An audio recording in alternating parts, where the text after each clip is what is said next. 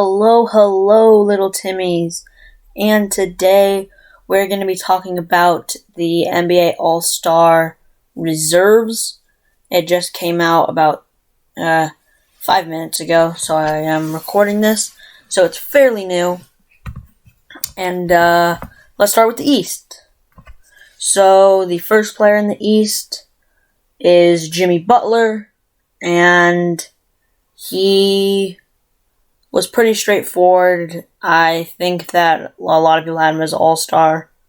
Nothing much to really say about that one. And then James Harden, also another straightforward one.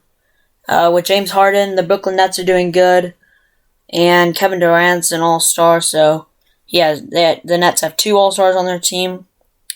And then the next one is Zach Levine. I also think he was pretty straightforward. Chicago Bulls, best team in the league right now. And Zach Levine is a big part of that. The other reason is DeMar DeRozan and all the other people that they've acquired.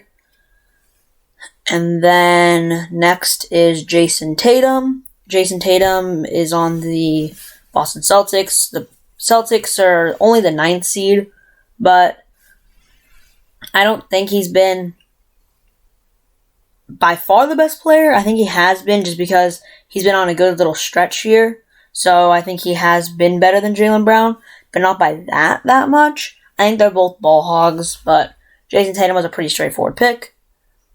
And then next was Darius Garland, who I'm glad that Darius Garland was an All-Star. I knew that at least one of the Cavaliers players was going to be an All-Star, but either Jarrett Allen or Darius Garland. So I'm happy for Darius Garland. And then the last All-Star is Fred VanVleet. And Fred VanVleet is the one that I want to talk about the most, because I heard a lot of people talking about how he could be an All-Star, but a lot of people didn't think he would be an All-Star. And I do think that he deserved to be an All-Star.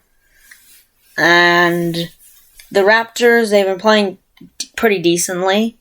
And he's been, in my opinion, the best player between him and Pascal. But I'm happy for Fred VanVleet, first-time All-Star. Same with Darius Garland. And then Chris Middleton's also an All-Star. Chris Middleton's been averaging 20 points. He's on the Bucks, just won the championship last year. So the Bucks are the 4th seed this year, but the top 6 seeds in the East are all really close. But I didn't expect Chris Middleton to be an All-Star, but he's basically the second best player, arguably, between him and Jrue Holiday on a team that just won the championship, so it doesn't make sense. But with this, I'm happy with all the picks. Snubs. My biggest snub was Jarrett Allen, because looking at the All-Star reserves, they don't have really any size whatsoever. Their tallest dude is probably Jason Tatum or Jimmy Butler, but they don't really have a center at all. Not even really a power forward, because Jason Tatum is power forward, small forward, but I consider him more small forward. But yeah, the size, so I thought it would have been good for them to pick up Jarrett Allen. But besides that, other players who I heard people talking about was Sabonis, but the Pacers are 13th seed, so I don't think that just because of how bad his team's doing, I don't think he would deserve to be an All-Star.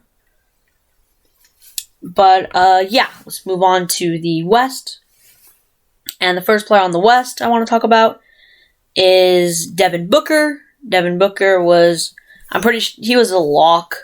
I was pretty sure that he was either going to be off the bench. He could have been a starter, but I'm glad that he's on the bench because I'm happy with Steph Curry and Ja being starters.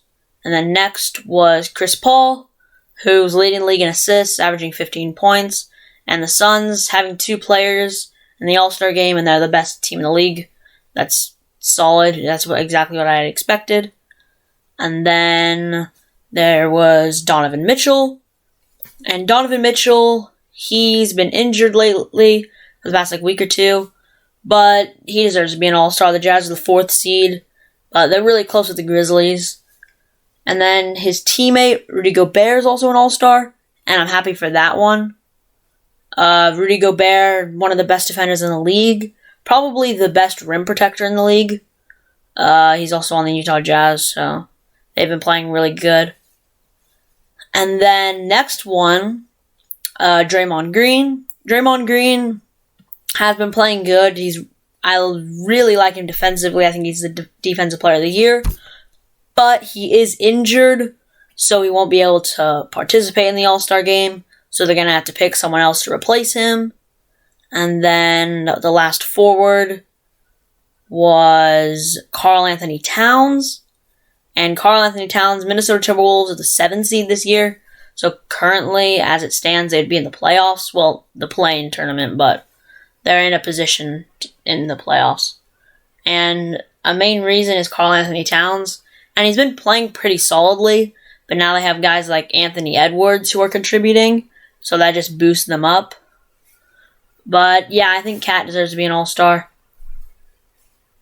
But overall, I think all the guys who got picked as all-stars deserved it. There wasn't really much big snubs.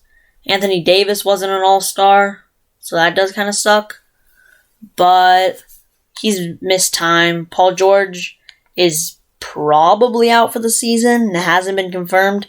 If he does come back, it would just be for the playoffs. But yeah, I'm pretty happy with this. I don't really see anything that could have gone differently. I'm glad. I'm glad this is what happened. But, yeah. I also wanted to talk about Lamella Ball. I made a video about him, and I said that he should be an all-star, but he's not. So that kind of sucks, because I think it was either between him and Fred VanVleet for the last spot. Even a guy like Miles Bridges was doing good.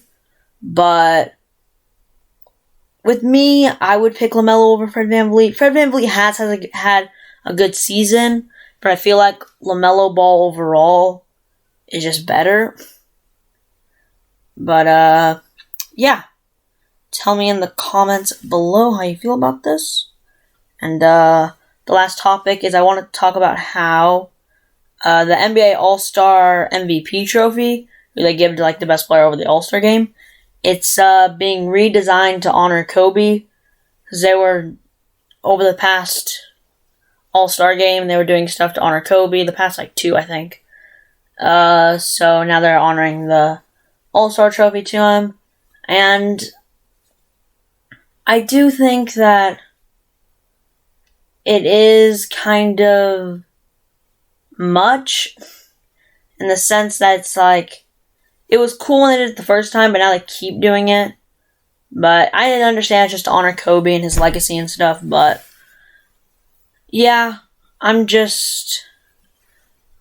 hope that they change the All-Star game layout, because they changed it to like the whole Kobe thing, where it's like, every individual quarter is played as a game, and the last quarter, which is the fourth, is like how you have to score this amount of points, and it's not timed. So it's like the first to get to this goal of points, which was 24 extra points from the leading team. So like if it was 120 to 110, the goal would be 144.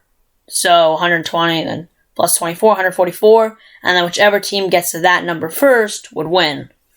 So I do think that they should change it back, just because it's like, it's been a couple seasons now. I hope it's not permanent, but I did talk about in my other video all the changes that I think should be made to the All-Star Games, so go check that out. But yeah, thanks for watching this video, and bye-bye, little Timmy.